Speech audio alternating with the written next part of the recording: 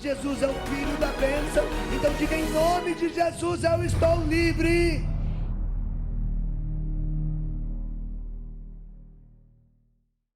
Filhos e filhas, nas tempestades da vida, não devemos desanimar. Nas tempestades da vida é que saímos fortalecidos. Deus nunca vai te abandonar. Você não precisa temer a nada e a ninguém, a nenhum mortal, por mais poderoso que seja. Você só precisa confiar. Você só precisa acreditar. Em todas as coisas, sem exceção de nenhuma delas, nós somos mais do que vencedores. Então, coragem. Coragem. O inimigo, o anticristo, ele está no mundo, e nesse tempo ele tem usado até mesmo de sinais, de portentos, de prodígios enganadores. Se você vai em uma ação satânica, lá você vai ver que tem pessoas que saem de lá e dizem: olha, eu fui curado por uma cirurgia espírita, eu fui curado porque tomei uma garrafada, eu fui curado porque recebi um passe, um benzimento. O diabo também tem poder de curar. O diabo também tem poder de libertar. Mas aí a gente entra naquilo que nos ensinava Bento XVI. O demônio nunca se apresentará de uma maneira infernal, mas ele usará sempre de coisas sedutoras para nos levar para o inferno. Eu sou da roça, e lá na roça a gente tinha uma roupa que era para ir na missa uma vez por mês na escolinha. E crianças, a gente caía e rasgava aquela roupa. E a mãe colocava um remendão assim. A gente ficava a coisa mais linda do mundo. E geralmente aqueles remendão era quadriculado, diferente da cor da roupa.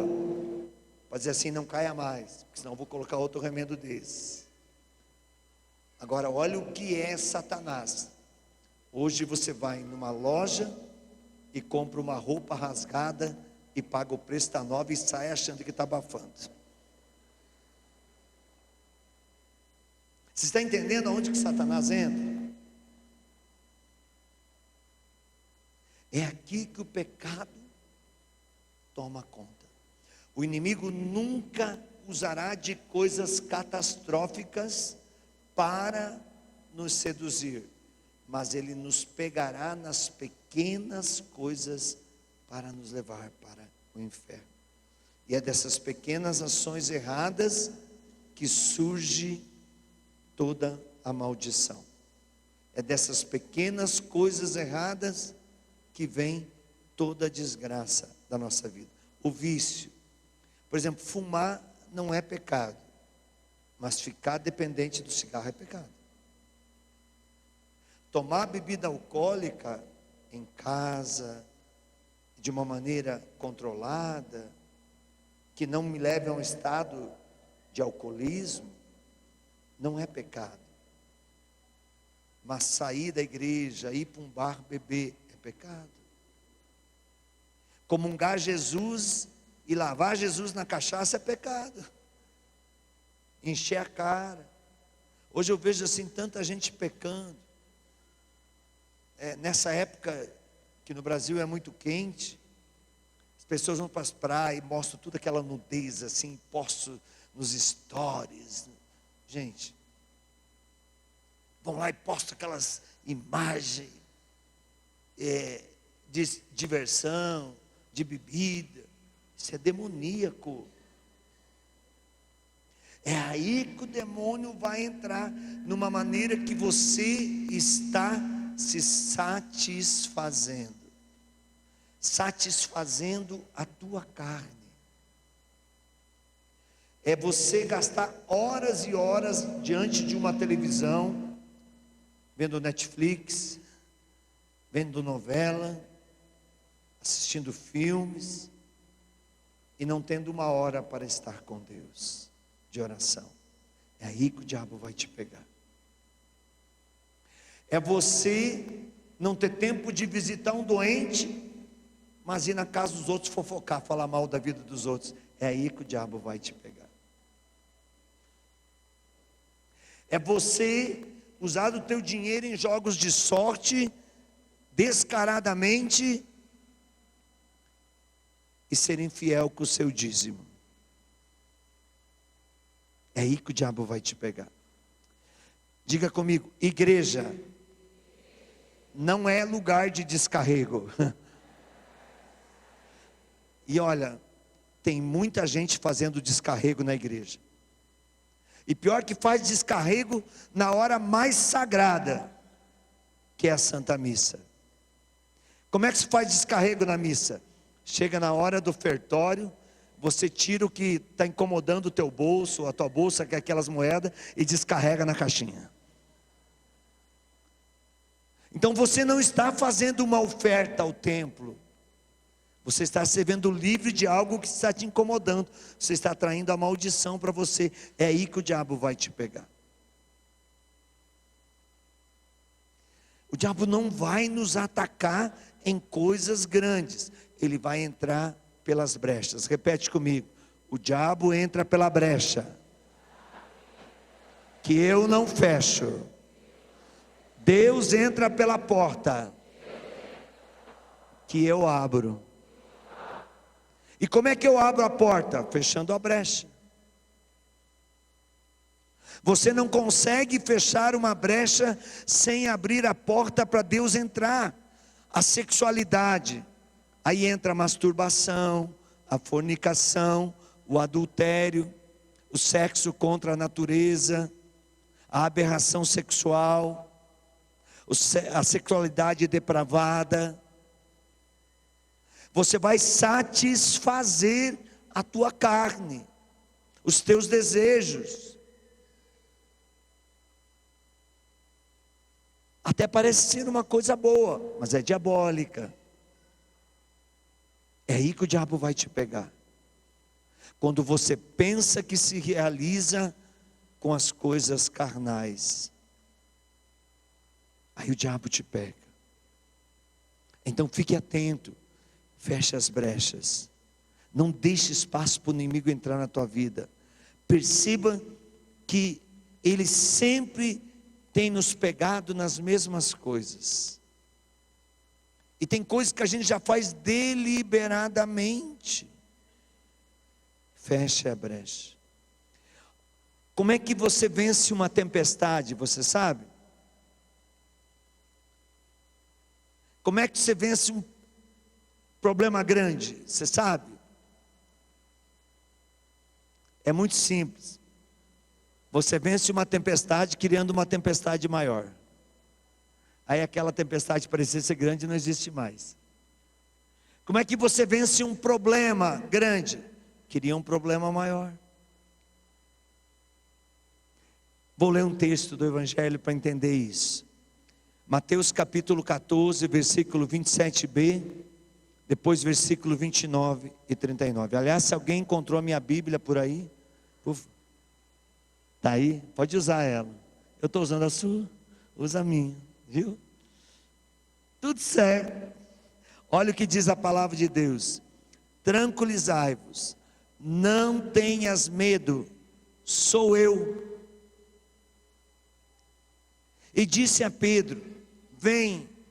Pedro saiu da barca e caminhava sobre as águas ao encontro de Jesus, mas redobrando a violência do vento, teve medo e começou a afundar, e gritou: Senhor, salva-me. No mesmo instante, Jesus estendeu a mão, segurou e disse: homem de pouca fé, por que duvidastes? O vento cessou, então os que estavam na barca prostraram-se diante dele e disseram: Tu és verdadeiramente o Filho de Deus.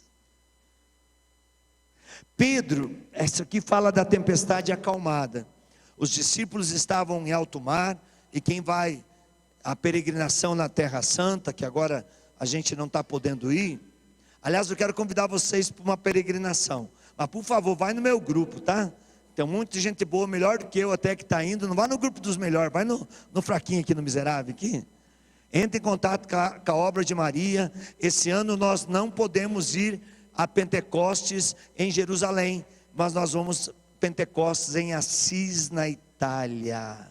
Liga na obra de Maria, eu quero ir no grupo de Ironi. Nós vamos peregrinar em lugares sagrados na Itália, visitar Padre Pio, Rita de Cássia, Roma, Carlo Acutis em Assis, São Francisco, Santa Clara, em tanto São Bento, em Cassi. Vamos experimentar essa graça de estar diante do corpo de Santa Rita, mais de 1300 anos, intacto. O corpo intacto de Padre Pio. Vamos no Monte Cassino visitar São Bento, Santa Escolástica e tantos lugares. Venha peregrinar, entre em contato com a obra de Maria. Mas aqui eu queria falar do Mar da Galileia. Quando você vai a Jerusalém, no Mar da Galileia, você vê que o vento ali é muito forte. E para afundar um barco ali é a coisa mais fácil que tem. Agora, aquele dia não era um vento natural, era uma tempestade. E Jesus aparece sobre as águas. Eles se assustam tanto que pensaram que Jesus era um fantasma. Quantas vezes Jesus é fantasma na nossa vida? Quando Ele aparece nas nossas tempestades, e a gente está tão focado na tempestade, que a gente pensa que Deus é um fantasma. A psicologia diz que aquilo que a gente somatiza é o que a gente vai viver. Quando você somatiza a miséria, a desgraça, a murmuração, ser vítima dos problemas, eles vão crescer, eles vão aumentar. Quando você somatiza o louvor, a adoração, o jejum, o rosário, a lexo divina, a confissão, a eucaristia, você destrói o inferno. Então pense, Pedro estava numa tempestade, mas o que é maior a tempestade? Estar num barco em alto mar, com as ondas que vão te afundar, que podem melhor te afundar, ou você pular do barco e querer caminhar sobre as águas? O que é pior? No barco você tem uma chance. Se o barco não for engolido pelas águas, você vai se salvar. Agora, se você pular na água, vai morrer. Pedro estava numa situação difícil. Ele criou algo mais difícil. A fé é desafio. A fé é enfrentamento. A fé é tocar no invisível, é ver o impossível. Era impossível humanamente ser Jesus que estava ali, mas Pedro, no impossível, ele viu o invisível aos olhos humanos. Isso é fé. E ele foi em frente. E quando a lógica humana chegou na vida dele, não é falta de fé, é a lógica humana, é a lei da física. Um corpo não flutua sobre as águas, se tentar caminhar vai afundar. Quando ele começa a afundar, ele gritou o quê? Senhor, salva-me. Diga bem forte. Quem é a pessoa com problema na tireoide? Você gritou, Senhor, salva-me, Deus curou você. Quem é a pessoa? Pode ficar de pé. Em nome de Jesus, olha quanta gente aqui, ó. Você não levanta que você vai bater a cabeça aí, mas os detalhes, olha lá.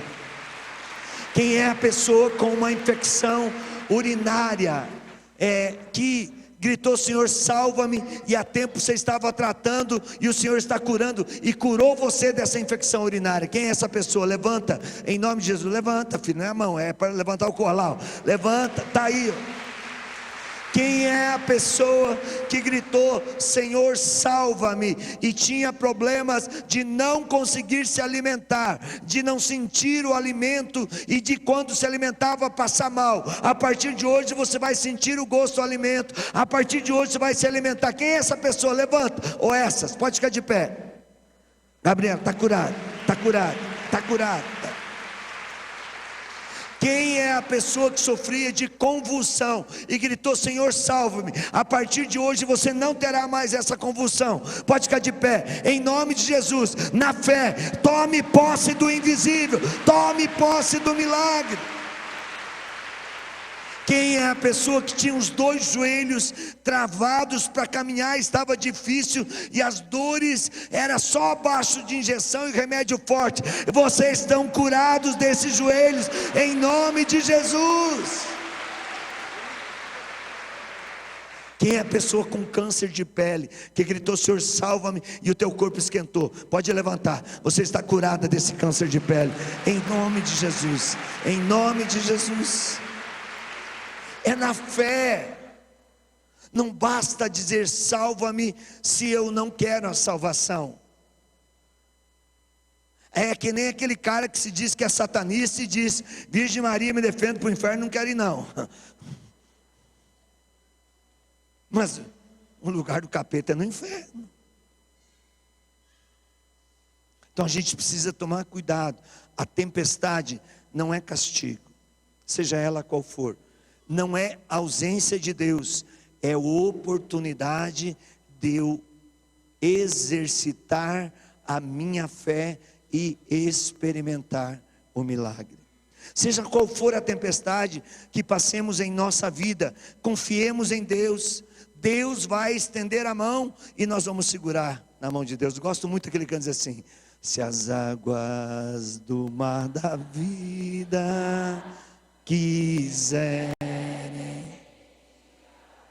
O que tem que fazer? Segura.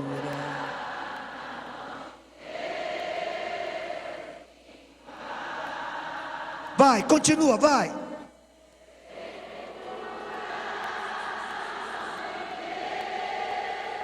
Segura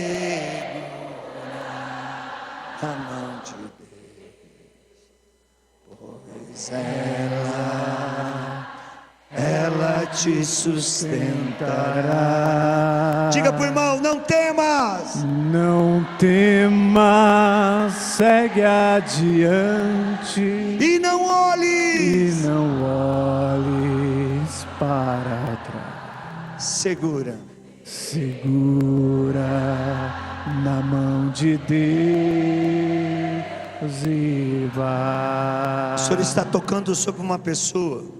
Você tinha um problema gástrico e até sentia gosto de sangue na saliva. Você estava vestida com uma roupa bege ou branca. Deus está curando. Isso aí já era um câncer na tua vida e você está curada, em nome de Jesus Cristo. Segura de Deus, segura. Quem é a pessoa que você estava tendo tanta dor de cabeça, que você já tinha sensação de desmaio, escurecia tudo, você tinha que se agarrar, e se não se agarrasse caía mesmo? Nunca mais você vai ter essa opressão na cabeça. Pode levantar, é isso aí. Segura na mão de Deus e vai. Quem é a pessoa que tinha um problema terrível nos ossos? Uma espécie de fibromialgia, depressão nos ossos, dores que você não entendia de onde vinha. Pode levantar, nunca mais vocês vão sentir isso. Vocês estão curados em nome de Jesus. Olha quanta gente. Segura na mão de Deus e vai. Quando confiamos, irmãos e irmãs, nas estruturas humanas, nos homens, tudo fica mais difícil. Quando confiamos nas ideologias e deixamos de confiar na palavra de Deus, tudo fica impossível. E não vai ter solução. E cada dia nós vamos estar mais atormentados, mais escravizados, mais próximos do inferno. Deus parece muitas vezes estar dormindo na nossa vida. Numa outra tempestade, quando eles estavam no barco, porque eles não tinham intimidade com Deus, porque eles não tinham permanência, eles estavam na presença de Deus, mas não estavam com Deus. Muitas vezes nós estamos na igreja, estamos na missa, estamos no encontro como esse, nesse final de semana aqui na Canção Nova de São Paulo, mas nós continuamos com os nossos problemas, nós continuamos com o pensamento nas coisas negativas. Estamos com Deus? Não, estamos na presença de Deus sem estar com Deus. E aí Deus não pode fazer nada. Quanto mais você confia em você, mais você vai sofrer. Quanto mais você confia nos homens, mais maldição para a tua vida. Mas quanto mais você é dependente de Deus, mais milagre. Quanto mais você confia que tudo provém de Deus pela fé, mais livre você ficará de todas as escravidões. Quando nossa fé desperta, como num salto de confiança amorosa, despertamos Jesus. Os apóstolos foram: Jesus, acorda, isso é fé. O barco vai afundar, se eu morrer, você vai morrer também. Você tem que dizer para Deus: Deus, me salva. Senão você vai ficar depressivo sozinho no céu, me leva para o céu. Tem que gritar. Acorda, Deus. Deus, não estou aguentando. Esse negócio está destruindo a minha vida, a minha família. Deus vai intervir.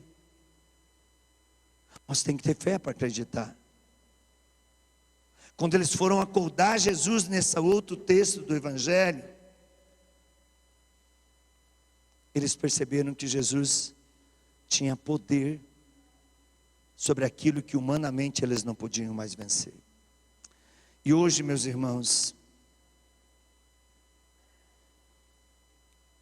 podemos dizer que a igreja, a família, cada um de nós estamos em uma daquelas tempestades que parece que Deus está dormindo. A gente vê quem luta pela santidade dentro da igreja está sendo chamado de milenismo, de iluminista, de desequilibrado, de trocador de lâmpada que só fica aleluia, aleluia, aleluia. E a gente vê pessoas assim: abençoa casamentos, relacionamentos de pessoas do mesmo.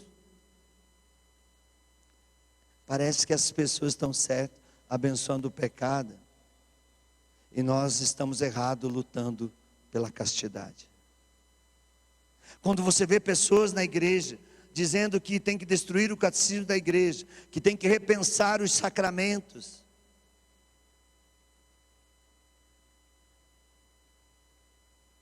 ora, o sacramento não é da igreja, o sacramento é de Jesus Cristo. Quem instituiu os sacramentos não foi a igreja, foi Jesus Cristo.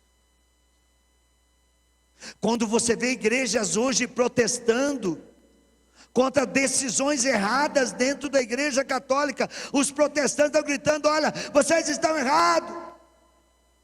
Tem protestante dizendo para os católicos que parar de rezar o terço: reze o terço. Adore Jesus na Eucaristia. Confesse os seus pecados. É triste na igreja você ver o penitente chegar no confessionário e o in persona Cristo dizer: isso não é pecado. É triste demais. Ora, se eu vou ao confessionário confessar o meu pecado, é porque eu estou sofrendo por causa daquilo, me arrependo do mal que fiz e estou pedindo perdão. Quem está lá só tem que ser misericórdia, não tem que ser julgador do que é e o que não é. Quando a gente chega nesse caos da igreja tão atacada, de ver pessoas jogando pedra na igreja para destruir a igreja, em prol de defesa de partido político, de ideologia. Quando você vê lideranças da igreja católica banalizando com rituais de cultura o sacramento da Eucaristia, os altares sagrados. Quando você vê dentro da igreja pessoas aprovando as leis de morte, assassinando no ventre, aprovando autoridades que são a favor do assassinato no ventre, porque a outra palavra eu não posso falar senão dá processo. O que é mais bonito, a outra palavra ou assassinar no ventre? Acho que até a outra palavra é mais bonito que assassinar no ventre, é mais pesado. Mas eu posso falar assassinato no ventre, mas não posso falar aquele negócio que vocês estão pensando. E eu também não vou falar, nem pense que eu vou falar. Não sou burro, não. Se tem uma coisa que Deus não dá para pregador da palavra que vive o batido no Espírito, é juízo. E toda vez que eu pedi juízo para Deus, eu me ferrei, Ele me deu mais desequilíbrio. Então não peço mais. Ele me deu mais loucura. Toda vez que eu falei, Deus, isso não vai dar certo, Ele falou, faz que eu conserto. Eu fazia e Ele consertava. Todas as vezes que eu fiz loucura em Deus, milagres aconteceram. Porque Deus é extremamente louco de amor por mim e por você, extremamente louco de amor pela sua igreja, extremamente louco ao ponto de dar a vida. Quando a gente vê cristãos católicos vão pegar um passe no terreiro e diz que é a mesma coisa do que pegar uma bênção do sacerdote, é terrível. Esses dias eu escutei um sacerdote, olha o que é aberração, o que é apostasia. O sacerdote pegou nas suas vestes sagradas, na minha frente com a maior cara de pau, mas também se ferrou. Não sei se esse sacerdote vai conversar alguma vez comigo na vida. Pegou as suas vestes e disse assim: se eu tirar essas vestes, até deu uma catequese bonita, que veio lá do Império da Inglaterra, as vestes litúrgicas e por que usava, perfeito, catequese legal. Mas o que é infernal? Ele disse assim: se eu tirar as minhas vestes, eu sou comum igual a vocês. Eu levantei, parei a pregação dele, fui lá e falei assim: padre, sua bênção. Ele, Deus abençoe, meu filho. Sabe o que ele falou na pregação? A bênção de vocês é igual a minha. Não é não. Não é não. Eu tenho o poder de abençoar os meus filhos, mas a minha bênção sobre vocês não tem o valor que tem a do sacerdote, e nem sobre os meus filhos, eu sendo pai. A bênção do padre é a bênção do padre, por isso é padre. Mas isso não foi o pior. Quando ele falou: se eu tirar minha veste, eu sou comum igual a vocês. Eu falei: benção, padre. Ele falou: Deus te abençoe, meu filho. Eu falei: essa benção é poderosa. Aí eu falei: padre, me esclarece, se eu tirar a minha aliança, eu sou solteiro? Ele falou: de jeito nenhum. Eu falei: então como é que o senhor tira o hábito e deixa de ser padre?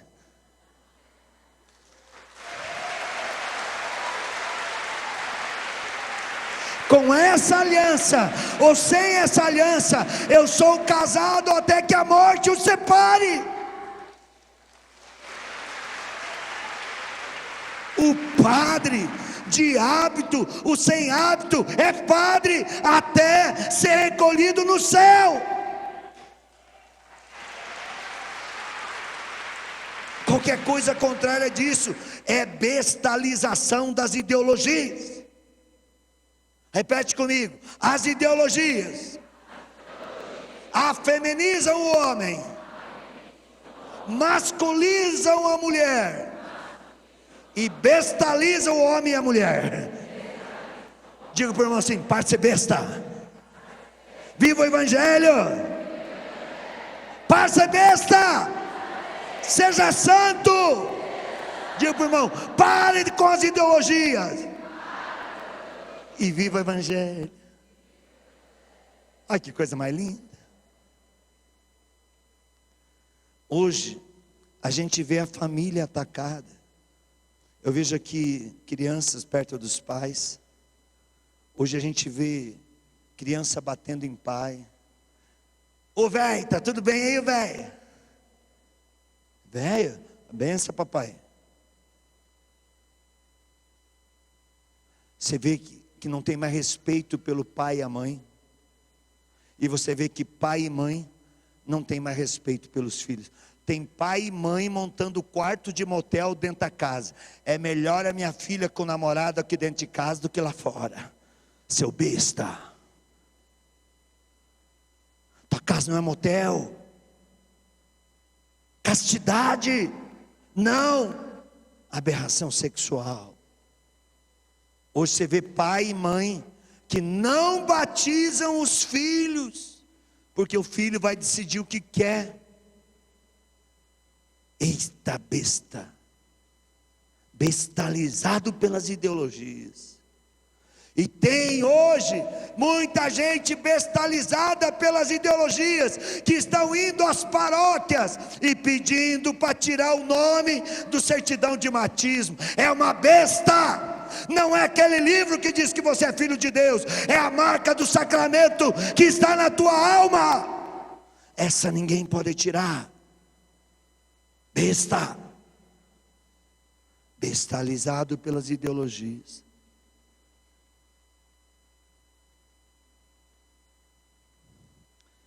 Nunca vimos na igreja a natureza humana sendo tão profanada. Nunca vimos. Nada contra, mas olha o ser humano hoje enchendo o corpo de tatuagem, botando piercing em tudo quanto é parte do corpo. Misericórdia. Parece uma vitrine exposto ao mundo para todo mundo julgar, e todos que te julgarem vão para o inferno por causa de você, seu besta. Deixa eu perguntar para você: eu posso pôr uma tatuagem aqui no sacrário? Sim ou não? Por quê?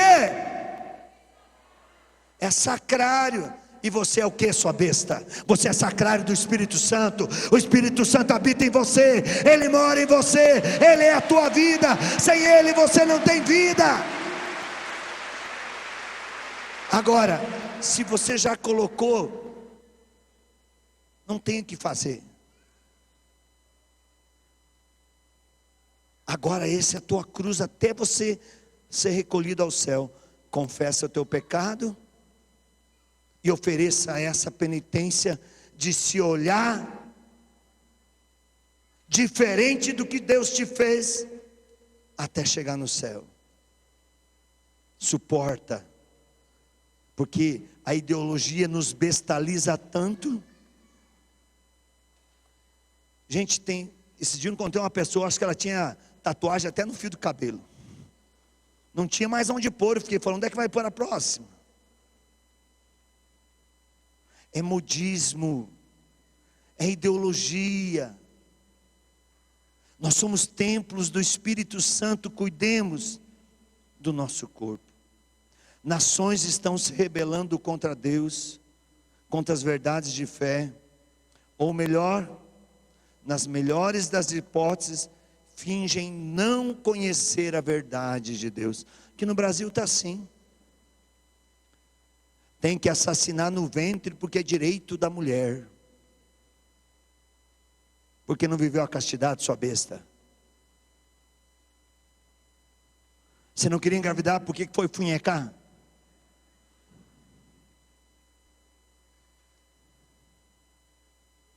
Criança não tem culpa não. Tem muita gente hoje, olha, soltando bandido e prendendo inocente, bestalizando as nossas mentes e nós batendo palma e votando. Ideologia. Tem muita gente hoje a favor de tirar o dia 12 de outubro como feriado nacional da nação brasileira. E políticos já aprovaram isso. Mas são a favor da construção de centros satânicos na terra de Santa Cruz, como nós vemos hoje em Resende um centro satanista, um santuário a Satanás na entrada do Vale Paraíba, que tem o Santuário da Mãe, que tem a Canção Nova, que tem o primeiro santo brasileiro, Santo Antônio de Santana Galvão. O diabo é desaforado, e nós bestializados pelo diabo. Desperta. As perseguições mais ferozes em algumas regiões do mundo e aqui no Brasil, hoje padres sendo presos porque pregam o catecismo da igreja e palavra, padres, bispos perdendo o direito de exercer o seu ministério porque estão denunciando o pecado, e alguns indo até para a cadeia, porque estão falando de fé. Eu não prego para satanista, eu prego para católico, e para católico tem que ser doutrina católica.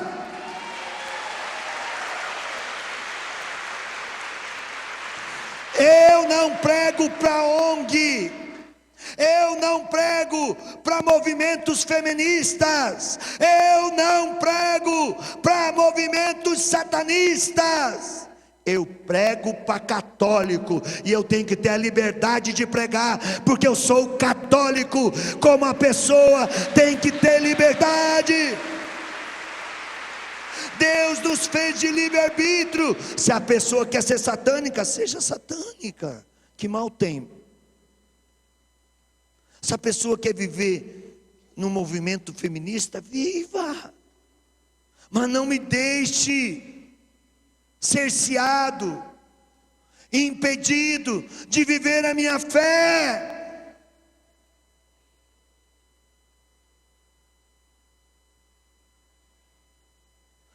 Estamos trocando os valores. Está na hora do martírio. Iremos ser massacrados, mutilados. O mal, o erro se espalhou de uma forma assustadora. Dentro da mesma casa, as pessoas brigam por partido político. Dentro de uma mesma casa, brigam por ideologias religiosas. Devemos despertar. Despertar Jesus, que parece estar dormindo, com plena fé, ininterrupta, inabalável. Quando a ruína parece iminente, nós veremos elevados em seu reinado, impor calma e restaurar o triunfo da igreja. Não desista, tenha fé. Faça como Pedro, grite: Senhor, salva-me. Faça como Pedro, se a tua família está em perigo. Faça como Pedro, se você está na beira da morte. Esse deve ser o nosso clamor. Quando Paulo e Silas foram no calabouço, tudo estava, o cenário era o pior possível. E eles começaram: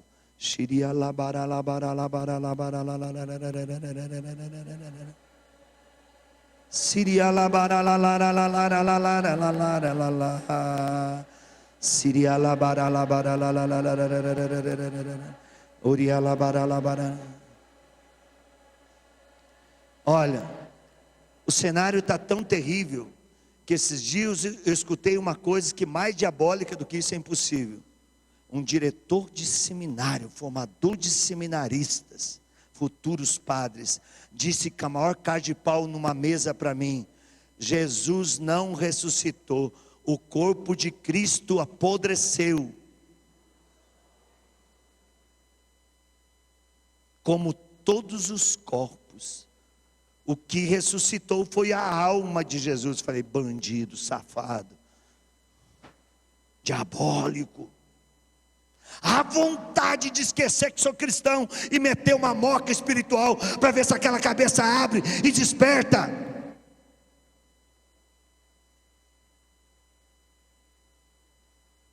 Quando o cenário está difícil, o que devemos fazer? Batismo no Espírito.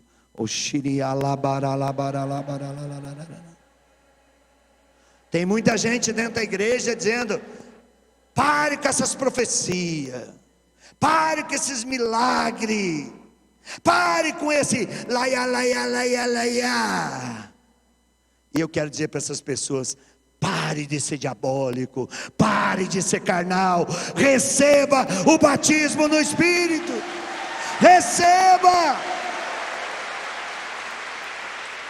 Como pode estar com Deus e não se deixar conduzir pelo Espírito Santo? O carcereiro, assustado, porque quando eles começaram a viver o batismo no Espírito, as correntes se soltaram, a porta do calabouço abriu, o carcereiro pensou que eles tinham ido tudo embora, quis se matar, e eles gritaram: não faça isso, estamos todos aqui. E ele, vendo que ali era a graça de Deus, levou Paulo e Silas para a casa deles e perguntou: senhores, o que é necessário para me salvar? E eles disseram: crê no Senhor Jesus. Repete: crê no Senhor Jesus Cristo e será salvo. E será salvo tu e tua família. Crê no Senhor Jesus, crê no Evangelho. Primeiro livro de Crônicas, capítulo 28, versículo 9 a 10, depois versículo 20. Ser forte e corajoso, pois o Senhor está contigo. Chacoalha o irmão e diz: seja forte, seja corajoso. O inimigo não pode com você. E diga para o irmão assim: seu cara de pau, pare de ser seu inimigo. Diga: você é o seu inimigo. Quando você se dá ideologia e se afasta do Evangelho, diga para o irmão: você é o seu demônio. E eu sou o meu demônio.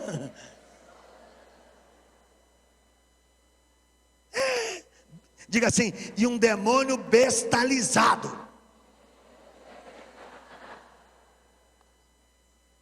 Depois Salmo 117, versículo 27 e 28.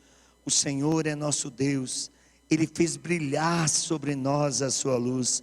Organizou uma festa com profusão de coroas, que chega até os ângulos do altar. Sois meu Deus. Diga todo dia: venho te agradecer. Eu não quero sofrer, Senhor, mas como o sofrimento é bom. Mas seja inteligente, diga: eu não quero sofrer. Porque se você dizer assim: eu quero sofrer, você é um besta. Você está bestalizado pela ideologia também. Deus não quer o teu sofrimento. Deus não se contenta com o sofrimento, mas Ele também disse: quem quiser me seguir, tome a sua cruz e venha depois de mim. A cruz não é castigo, é oportunidade de milagre. Que ninguém tire a tua vitória, pois Jesus pagou um alto preço por você, por mim, por todos nós, o seu sangue. O livro de Levítico, capítulo 26, versículo 12 e 13. Andarei entre vós, serei o vosso Deus, e vós sereis o meu povo. Eu sou o Senhor vosso Deus, que vos tirei do Egito, para livrar-vos da escravidão. Quebrei as cadeias do vosso jugo, eu vos fiz andar de cabeça erguida. Ó, você sabe como é que você emagrece? Sabe ou não? Eu vou ficar bem na frente da cama para todo mundo de casa saber. Você sabe como é que emagrece? Toda vez que te oferecem comida, você faz esse exercício. Emagrece.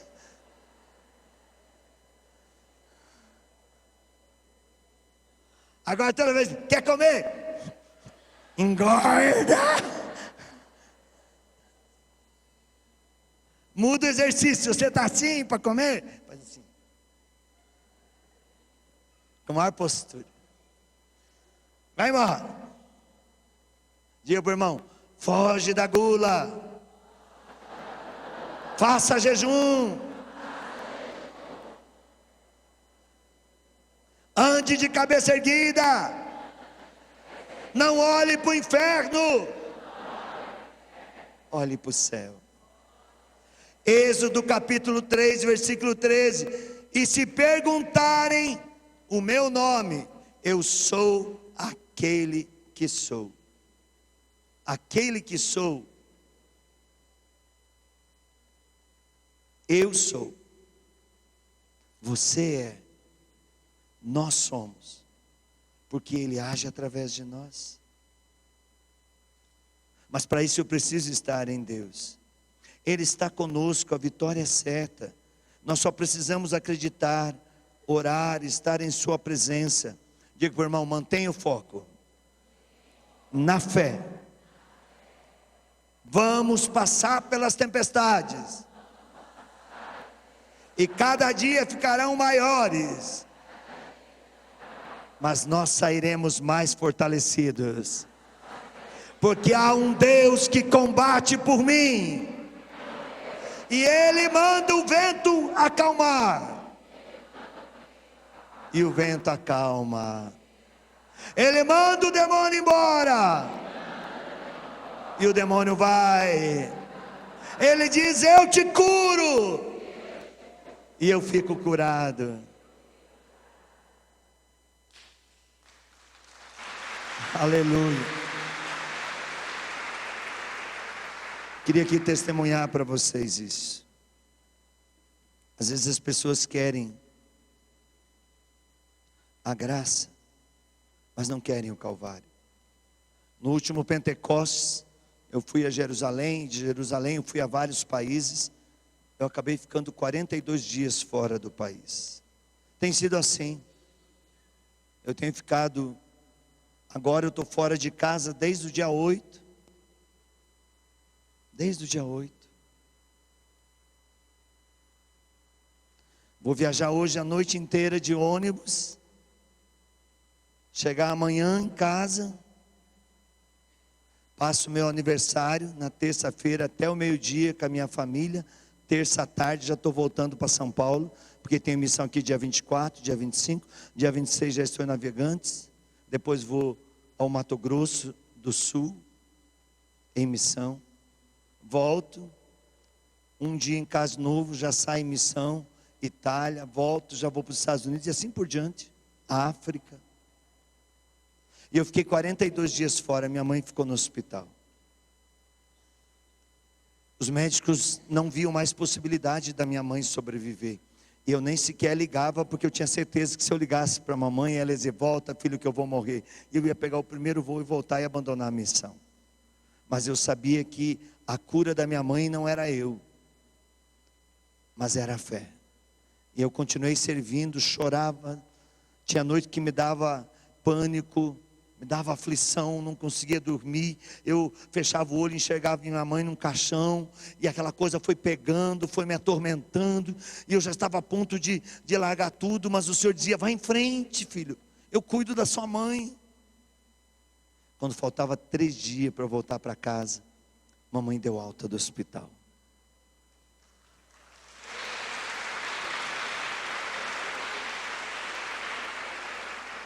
Eu liguei agora sim para dizer, mamãe, daqui 3 dias eu estou de volta, vou ir dar um abraço na senhora.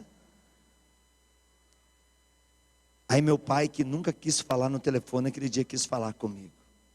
E só me fez uma pergunta. Filho, quantos dias você precisa para estar em casa? Falei, papai, eu já disse à mamãe, 3 dias eu estou em casa. Vou chegar aí dia 20, aniversário do Davi, meu neto. Oh, coisa linda. Minha inspiração, minha força de lutar pelo reino de Deus é Ele.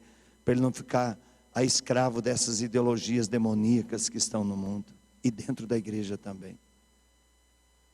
Aí, meu pai, que não gosta de meias palavras, sabia que antes de eu ver eles, eu ia ver o Davi. E meu pai não gostava de meias palavras. Ele desligou o telefone na minha cara. Ele sabia que eu estava enganando ele. Eu ia primeiro levar meu presentinho para o Davi, dar um cheirinho no Davi, dar uns garros no Davi. Depois ia ver papai e mamãe. Só que 1 hora depois meu pai foi para o hospital. Meu pai tinha uma saúde boa, forte. Foi para o hospital. Começou a gritar, sem parar de dor. Os médicos não acharam um diagnóstico para o meu pai. Quando eu cheguei na terça-feira, eu fui direto para o hospital. Agora sim, eu fui executar a minha palavra. Cheguei lá, estou rezando para o meu pai no hospital. Ele dizia: meu filho, faz alguma coisa. Eu não aguento. Para que tanto sofrimento? O que está errado, eu faço qualquer coisa, mas eu não aguento, meu filho. Não tem remédio que alivie minha dor, me ajuda. Eu disse: papai, eu vou rezar. E eu rezava e o pai gritava de dor. Gritava de dor. Gritou tanto que ele se bateu, que aquele negócio que põe na veia aqui para dar um medicamento saiu.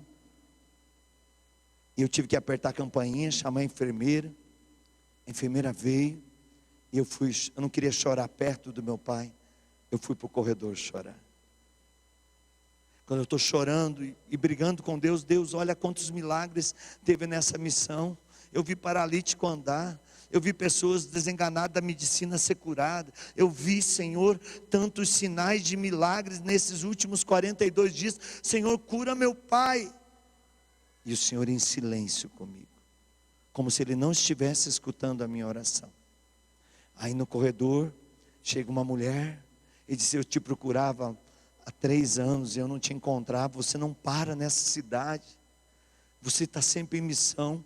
E apontou para a UTI e disse: há 3 anos atrás eu estava desenganada pela medicina, podre de câncer lá dentro daquela UTI, entubada. Minha família procurou você para rezar. E era um dia que você ia sair em viagem. E você disse: antes de eu sair, 3 horas da manhã eu passo no hospital e vou rezar. E minha família fez vigília no hospital porque achou que você não vinha. E você foi. Você rezou por mim. Em menos de uma semana eu saí da UTI. Em menos de 10 dias eu estava em casa sem nenhuma célula cancerígena no corpo. Eu sou um milagre. Eu sou um milagre. E ela me abraçava, ela dizia: glória a Deus pela tua vida, glória a Deus pelo teu ministério. Que bom que a nossa cidade tem um profeta como você. E eu dentro de mim dizia: Senhor, e o meu pai como é que fica? Está aqui, Senhor. Eu não quero entrar lá dentro e ver meu pai gritando de dor. E Jesus falou no meu ouvido: o que você quer para o seu pai? A tua vontade ou a minha? Eu engoli o choro, a dor, e disse: Senhor, esquece o que eu te pedi. Não tem nada mais importante na vida do meu pai, que eu amo tanto, do que a tua vontade. Faça a tua vontade. Mas eu entendi que algo estava para acontecer.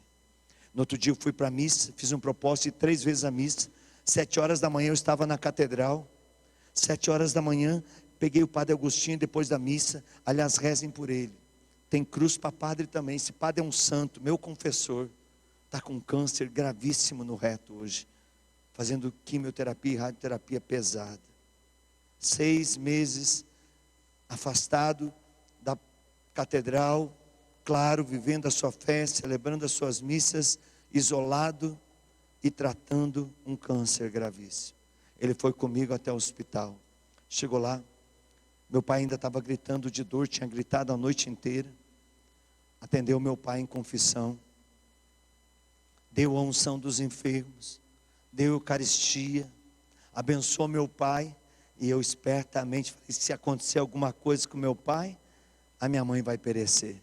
Eu vou levar o padre lá na casa para a mãe também. Foi comigo na casa da minha mãe, atendeu a minha mãe, confessou a minha mãe, deu unção dos enfermos para minha mãe, que recém tinha saído do hospital, deu a Eucaristia para ela. E aí já voltei, já era meio-dia, fui para a missa do meio-dia, fui para o hospital. Cheguei lá, o médico falou para mim: você é o último filho que faltava ver seu pai, né? Eu falei: não sei, doutor. Eu acredito que os outros já passaram por aqui, mas eu estava fora e cheguei ontem, e desde ontem eu estou acompanhando meu pai. Ele falou assim: eu quero falar com a sua mãe. Sua mãe está lúcida? Eu falei: está lúcida. Mas o senhor não vai falar com ela não, doutor, o senhor vai matar a minha mãe. Se o senhor tiver que falar, eu vou chamar meus irmãos, o senhor fala para a gente. Ele falou: não, eu não falo com vocês. Eu falo com vocês na presença da mãe de vocês. Ou eu falo com ela e ela fala para vocês que eu vou falar com ela. mas se a tua mãe está lúcida, é com ela que eu tenho que falar. E eu tive que ir lá, na casa de mamãe, e dizer: mamãe, o médico quer falar com a senhora. Ela já estava pronta para ir para o hospital. Ela sabia que ela ia para o hospital. E eu falei: mãe, eu vou para a missa às 3 horas, alguém leva a senhora. Antes das 2 horas da tarde, a mamãe já estava no hospital. O médico ia atender nós 4 horas da tarde. Meus irmãos nem foram. Meus irmãos estavam com um papo assim que eu tinha chegado com a consciência pesada e agora eu estava querendo matar o papai. Olha só o que a bestialização faz.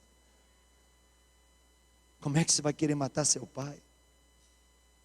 Aí cheguei no hospital depois da missa. O médico chegou junto comigo no quarto e começou a conversar com a sua mãe, com a minha mãe, e disse: dona Ladires, quantos anos a senhora está com o seu Ivo?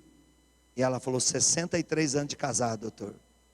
Nunca fiquei sem ele, a não ser quando eu fiquei internada ou ele ficou internado. Senão a gente morava na roça, viveu 24 horas junto todos os dias. Eu amo muito esse homem, doutor. E ele falou: dona Ladires, a gente não tem um diagnóstico para o seu Ivo. Tem 3 coisas para fazer. E as 3 coisas eu não posso fazer como médico. A primeira é uma colondoscopia. Se nós fizermos isso, o procedimento é tão violento que ele vai morrer no procedimento, porque ele está muito fraco, o intestino não está funcionando, os rins não estão funcionando. A segunda possibilidade é fazer hemodiálise, mas se a gente fizer hemodiálise, a gente mata ele não vai sobreviver. E a terceira é sedar ele e pôr na UTI, para tentar aliviar a dor dele. Só que se sedar ele no estado que ele está, ele não volta mais, ele vai vegetar não sei por quanto tempo. Minha mãe, gente da roça, olhou para o doutor e disse assim: o senhor tem alguma coisa além de morfina para dar para o meu esposo aliviar a dor nos seus últimos momentos de vida? O médico disse assim: a senhora sabe o que está me pedindo? E eu já olhei para a mãe e falei: mãe, se der morfina, ele corre o risco de morrer, vai paralisar de vez os rins dele, mãe. Ela falou para o doutor, nem me deu bola: eu estou pedindo, dá morfina para ele e deixa o meu amor não sofrer nas últimas horas da sua vida. Fui para casa, levei a mãe. Quando chegou lá, meus irmãos estavam lá, e aí eu disse tudo o que tinha acontecido a eles, e perguntei à mamãe: da onde a senhora encontrou tanta coragem para dizer isso para o médico? A senhora parecia a doutora e ele o homem da roça.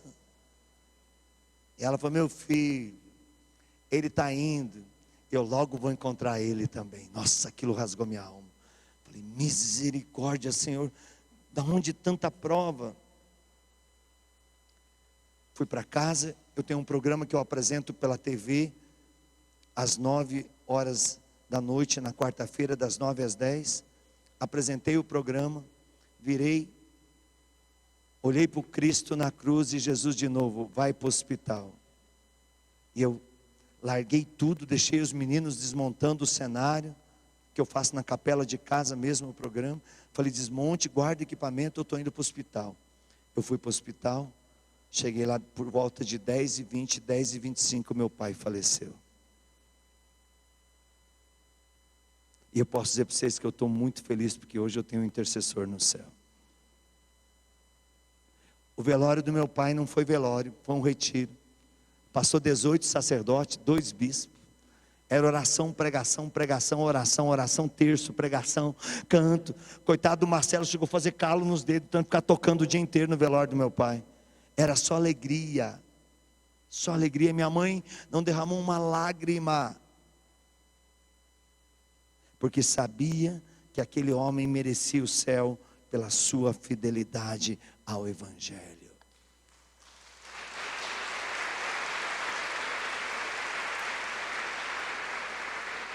Para terminar esse momento, diga comigo: Jesus, não a minha vontade, mas a vontade do Pai na minha vida.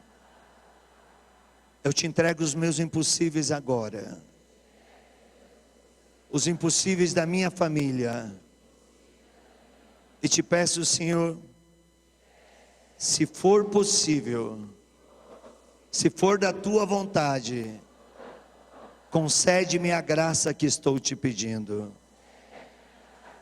Siria labara labara labara labara iria labara la la la la la la la la la la. Amados irmãos e irmãs, todos crescemos com a formação. Gostou do nosso vídeo de hoje, da nossa pregação?